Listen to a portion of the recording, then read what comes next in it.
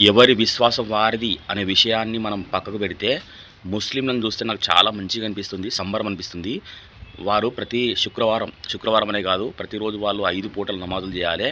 అయితే చాలామంది చేయరు, కొంతమంది చేస్తారు. శుక్రవారం మాత్రం 90% వరకు చేస్తారు.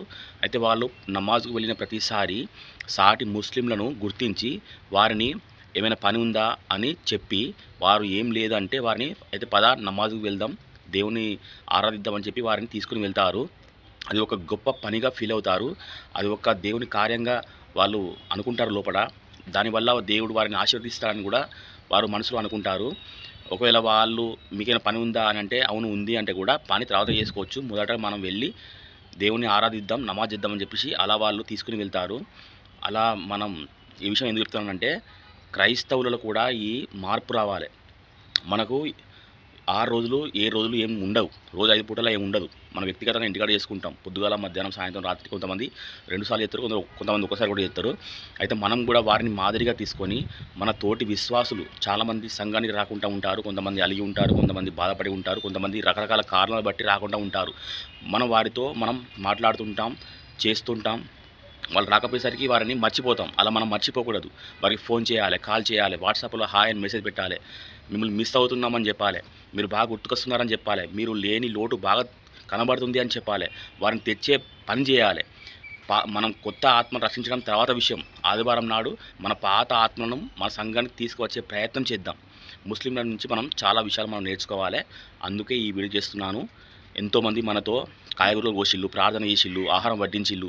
ఎంతోమంది క్రైస్తవులతో, అది ఏ సంఘమైనా కావచ్చు, ఏ సంఘంపు వాళ్ళైనా కావచ్చు, ఈ మెసేజ్ వింటే మీకే ఈ మాటలు.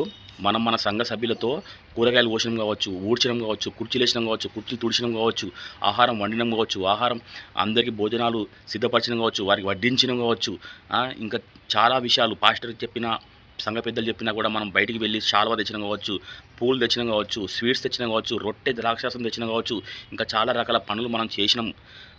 అయితే ఒక వ్యక్తి అతడు నేను కలిసి వెళ్ళినాం. ఆ వ్యక్తి ఇప్పుడు రావడం లేదు. మరి రాకపోతే మనం ఏం చేయాలి?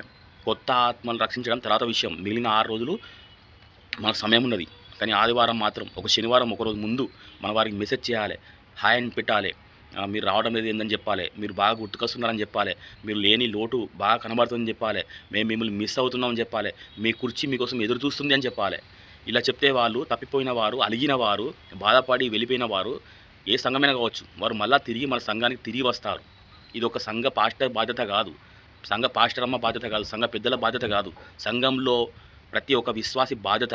మాకు బైబిల్ బాగా తెలుసు, ప్రార్థన బాగొచ్చు, మర్మాలు తెలుసు. దీనికంటే ఎక్కువ దేవుడు ఆనందపడేది మనం ఒక తప్పిపోయిన వ్యక్తిని తీసుకురావడం వలన దేవుడు ఇంకెక్కువ సంతోషిస్తాడు. ఈరోజు బైబిల్ అందరికీ చేతిలో వచ్చింది. సెల్ ఫోన్లో కూడా బైబిల్ అడిగితే అన్నీ చెప్తాంది. కాబట్టి మనము బైబిల్ కంటే ఎక్కువ బైబిల్ తెలవాలి. ముఖ్యంగా మన తోటి విశ్వాసులను, మనతో ఉన్న విశ్వాసం కలిసి ప్రార్థించడం, కలిసి వాక్యం విన్నాం, వారిని తిరిగి తీసుకొని రావాలి. ఈ ముస్లింలను చూసి మనం చాలా నేర్చుకోవాలి. ఇదే నా మెసేజ్.